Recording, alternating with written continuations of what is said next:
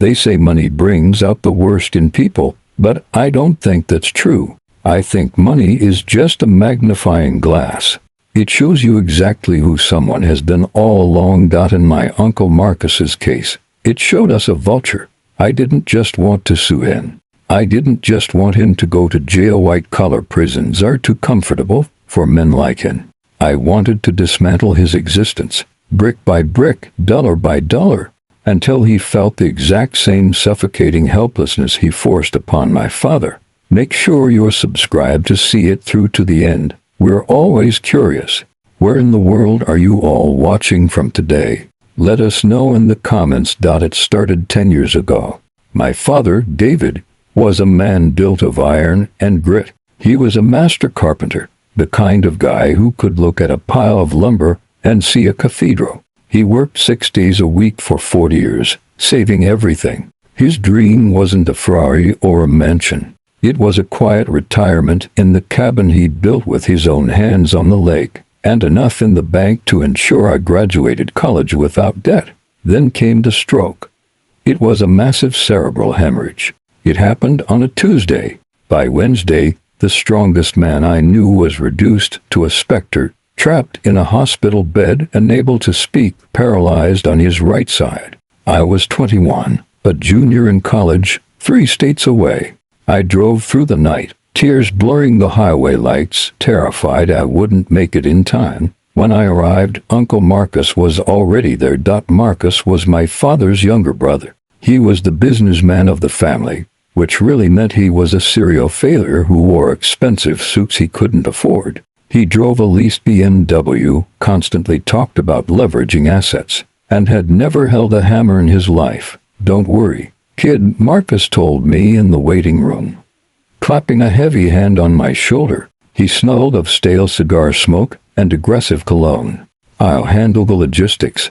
You just focus on being there for Dave." I was naive. I was grieving the loss of the father I knew, even though he was still alive. I was drowning in medical jargon and prognosis reports.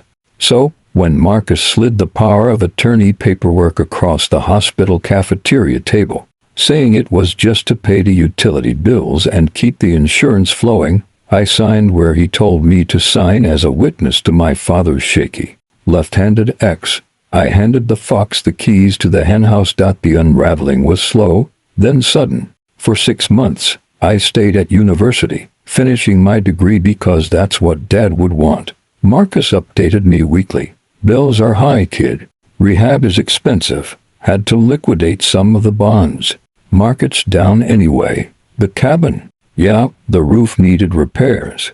Cost a fortune." I trusted him. He was family. The bomb dropped on graduation day. I came home, diploma in hand, ready to show my dad. I went to the rehabilitation center Marcus had moved into. I expected a specialized facility. What I found was a state-run warehouse of human misery. It smelled of urine and bleach. My father was in a shared room with 3 other men, staring at a stained ceiling tile. He looked thin, unwashed, and terrified. I stormed out and called Marcus. "Where is the money?" Dad had almost $500,000 saved, plus the house, plus the cabin. "Why is he in this hellhole?" Marcus didn't answer his phone. I drove to my father's house, the house I grew up in. A sold sign was hammered into the lawn. A dumpster in the driveway was filled with my father's things. His tools, his photo albums, my childhood drawings. I broke the speed limit getting to Marcus's condo. He wasn't there. He had moved. It took me a week to track him down. He had bought a 4-bedroom colonial in the wealthiest district of the city. There was a brand new Mercedes in the drive. I confronted him on his porch. I'll never forget the look in his eyes. It wasn't guilt. It was annoyance. "Look," Marcus said, leaning against his new mahogany doorframe, swirling a glass of scotch. "David's care drained the accounts. The house had rot. I sold it for scraps to cover the decks. I did what I had to do. You should be thanking me for taking the burden." "You stole it," I whispered, shaking. "You stole everything." "Prove it," he sneered. "I have power of attorney. I have receipts for consulting fees and management expenses. Legally, I didn't steal a dime. I managed the estate. Now get off my property before I call the cops for trespassing. I looked at him smug, bloated on my father's lifeblood. I looked at the new car, the manicured lawn. Okay, I said. My voice was eerily calm. Okay, Marcus. You win. I walked away. I didn't sue him. I didn't scream. I knew he was right about the law. He had structured the theft perfectly under the guise of management. But as I walked down his long paved driveway, I made a vow. I wasn't going to take him to court. I was going to take him to the cleaners. The next 7 years were the hardest of my life. I moved my father out of the state facility and into a small, clean apartment with me. I got a job as a junior analyst at a mid-sized data firm. My salary was garbage. I worked days at the firm and nights bartending. Every spare dollar went to my father's physical therapy and speech pathology. My father, despite everything, was a fighter. He regained his speech, though it was slow. He learned to walk with a cane, but the light in his eyes was dim. He knew what his brother had done. He knew his legacy. The security he built for me was gone. The betrayal broke his heart more than the stroke broke his brain. I'm sorry, he would say to me late at night, his voice rasping. I'm sorry I left you with nothing. You left me with everything that matters, I'd tell him. And don't worry about Marcus. The bill is coming due. I wasn't just working. I was learning. I became obsessed with forensic accounting, real estate law, and high-frequency trading. I lived like a monk. I ate rice and beans. I wore clothes until they fell apart. While I starved, I watched Marcus. Social media is a narcissist's Achilles heel. Marcus had an Instagram account, at Real Estate Marcus. He posted everything. His vacations to Kabul, his new boat, his seminars where he taught people how to get rich in real estate. He was building an empire. He used the initial capital stolen from my father to put down payments on 3 rental properties. Then he leveraged those to buy 3 more. Then an apartment complex. On the surface, he was a tycoon. He was worth millions. But I knew something about Marcus. He was greedy, and greedy men are impatient. I spent my nights analyzing his portfolio. I pulled public property records. I tracked his LLCs. I mapped his debt. Marcus wasn't rich. He was leveraged. He was utilizing a strategy called BRRR, buy, rehab, rent, refinance, repeat. But he was doing it recklessly. He was pulling 100% of the equity out of every building to buy the next one. He had adjustable rate mortgages. He was floating on a sea of debt, assuming the housing market would go up forever and interest rates would stay near zero. He was building a skyscraper out of playing cards. Then my break came. Not from the real estate market, but from my day job. I had been working on a side project, an algorithm for predicting supply chain disruptions using shipping manifests.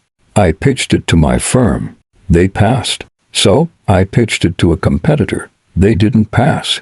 They bought the IP for a lump sum of $4.2 million, plus stock options. I remember staring at the bank balance on my phone. My hands were shaking. I looked over at my dad, who was watching Jeopardy in his recliner. Dad, I said, we're going to be okay. Did you get a raise? He asked, smiling crookedly. Something like that. I could have bought us a mansion. I could have retired to an island. But the ledger wasn't balanced yet. I didn't touch the money for 6 months. I set up a shell company. I called it Nemesis Holdings LLC, registered in Delaware to keep my name off the public records. I hired a shark of a lawyer named Sarah. She was expensive, vicious, and hated guys like Marcus. What's the goal? Sarah asked me during our first meeting, looking at the dossier I had compiled on my uncle. Total acquisition, I said. I don't want to just hurt him. I want to own him. Economy started to turn. Inflation spiked. The Federal Reserve raised interest rates. For a normal person, this was annoying. For Marcus, it was an apocalypse. His adjustable rate mortgages began to reset. His monthly payments skyrocketed. At the same time, the rental market in our city softened. He had vacancies. I watched his Instagram. The posts about the grind and hustle culture became less frequent. He started posting about toxic negativity and haters. He was sweating. I knew he was shopping for a bailout. He needed a hard money loan to bridge the gap before the banks foreclosed on his crown jewel, a 20-unit luxury apartment complex downtown called the Sovereign. He went to a private lender I knew. I knew this because I had hired a private investigator to track his meetings. I contacted that lender. I offered to buy the note. Why do you want to buy a distressed debt on a sinking ship? The lender asked.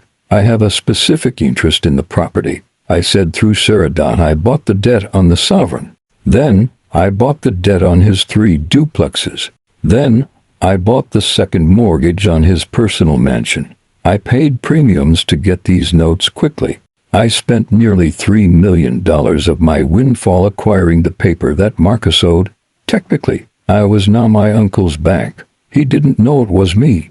All he knew was that his loans had been sold to Nemesis Holdings LLC. Then I tightened the noose. I instructed Sarah to enforce every single clause in the loan agreements. We demanded immediate inspections. We cited him for deferred maintenance. We refused his requests for payment extensions. We pushed him into default. The foreclosure notices went out on a rainy Tuesday in November. 2 days after he received the notices, I got a call. It was Marcus. I hadn't spoken to him in 7 years. Hey, kiddo. His voice was too loud, too cheerful. Long time no see. How's your dad? He's fine, Marcus. What do you want? Family stuff, family stuff. Look, I'm hosting a little pre-Thanksgiving dinner this Saturday. I realized we've drifted apart. Life's too short, right? I want you and David to come. My treat. I've got a chef coming in. I covered the phone to hide my laugh. He didn't want a reunion. He wanted to see if I had any money he could borrow, or if he could guilt-trip me into signing something. He was desperate. We'll be there, I said. I dressed my father in the finest suit money could buy. I put on a Rolex I had bought specifically for this night. We took an Uber Black to his mansion, the one I effectively owned. Though he didn't know it yet, Marcus looked terrible. He was tan, but it was Sprayton orange, hiding the gray power of stress. He had gained weight. His eyes were darting around the room. He had invited a few other business partners, potential marks. He poured wine. He bragged about his empire. Real estate is a battlefield, he declared, carving the turkey. But the strong survive. I've got this holding company trying to squeeze me right now. Nemesis Holdings. Probably some Chinese conglomerate. They think they can bully me. I'll tie them up in court for years. My father was eating silently, his left hand trembling slightly. So Marcus turned to me, his eyes scanning my suit, lingering on the Rolex. I heard you're doing computer stuff, data, consulting. I said, good money in that. It pays the bills. That's great. Really great. He poured me more wine. You know, family needs to stick together. I was thinking, this Nemesis thing is a temporary cash flow issue.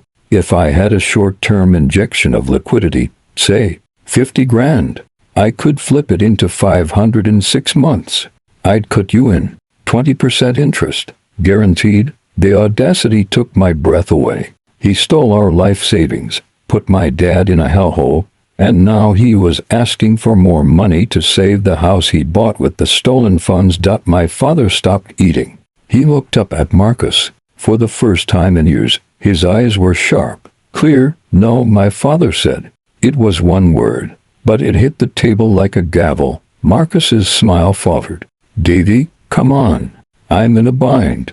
I took care of you when you were sick. You took, my father corrected. You didn't care. Marcus slammed his hand on the table. I saved your ass. You were a vegetable. I managed your estate when you were drooling on yourself. The room went silent. The other guests looked uncomfortable. I wiped my mouth with the linen napkin and stood up. Marcus, I said softly, we aren't lending you money. Then get the hell out, he spat. Ungrateful leeches. Both of you, we're leaving. I said, but I brought a hostess gift. I left it in the foyer.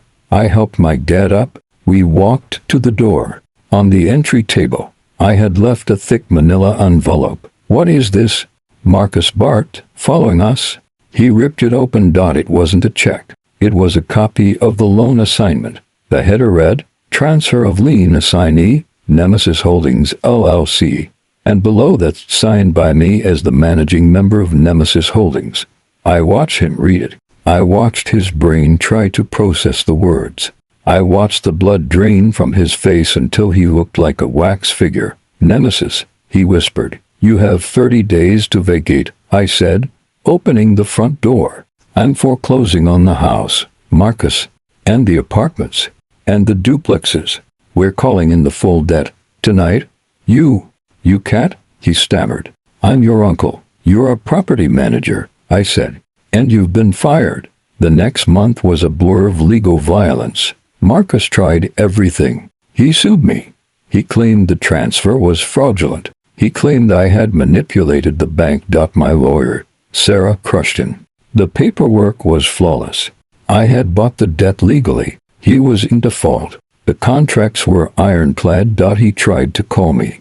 I blocked him. He came to my apartment. I didn't answer. He called the police and said I was harassing him. They laughed at him when they saw the court orders. He was insolvent because he was so over-leveraged. He didn't just lose the properties.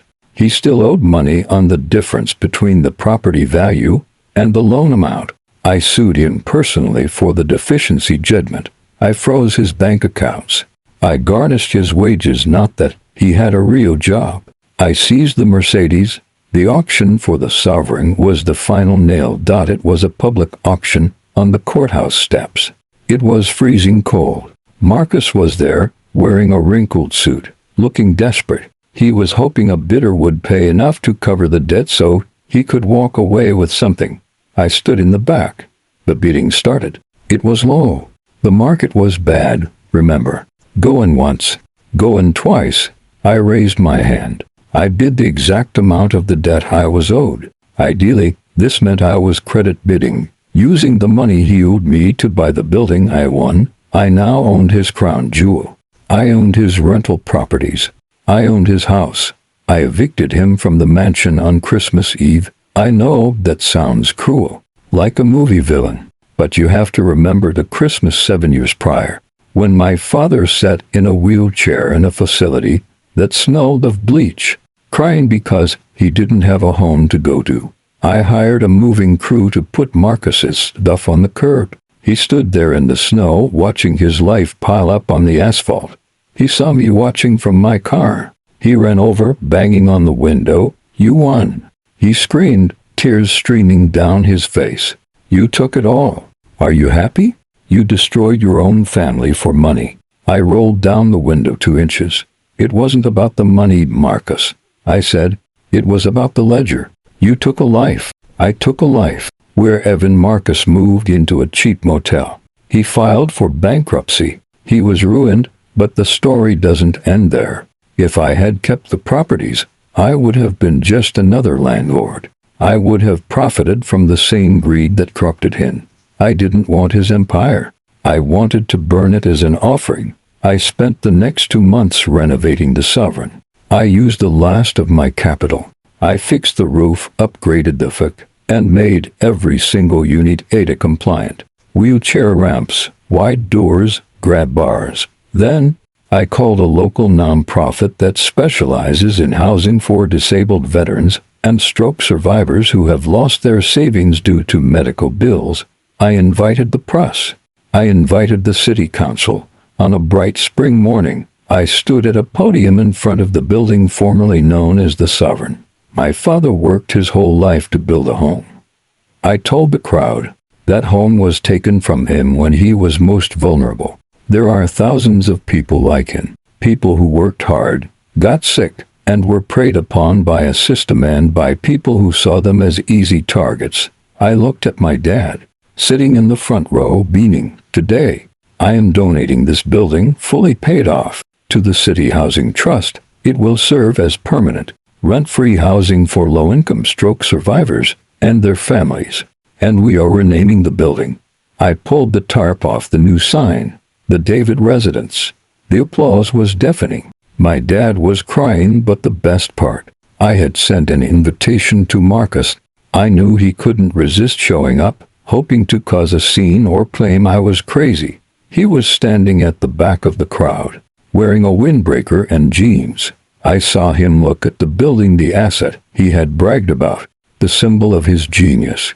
He saw it being given away. He saw his wealth evaporating into charity. If I had kept it, he could have told himself I was just greedy like him. He could have rationalized it as business, but by giving it away, I proved that his entire value system was worthless. I proved that the money he worshipped meant nothing to me compared to my father's honor. He turned and walked away, shrinking into the crowd. A ghost. That was 2 years ago, Doc. My dad lives in the penthouse unit of the David Residence. He's the building manager, which mostly means he sits in the lobby, plays chess with the other residents, and tells them stories. He's happy. He has his dignity back. I'm broke again. Well, not broke, but normal. I work my gated job. I drive a Honda. I live in a regular apartment. But I'm rich in ways Marcus will never understand. Marcus works at a used car dealership 3 towns over. I know this because I bought a car there last week. I didn't buy it from him, but I made sure to walk past his desk. He looked up. He looked old, tired, defeated. He didn't say a word. He just looked down at his paperwork. I walked out into the sunshine, got in my car, and drove to have lunch with my dad. Some people say revenge is a dish best served cold. I disagree. Revenge is a dish best served publicly, legally, and with a side of charity. The ledger is closed. If you enjoy this story, kindly like, comment, and subscribe for more intriguing stories on this channel.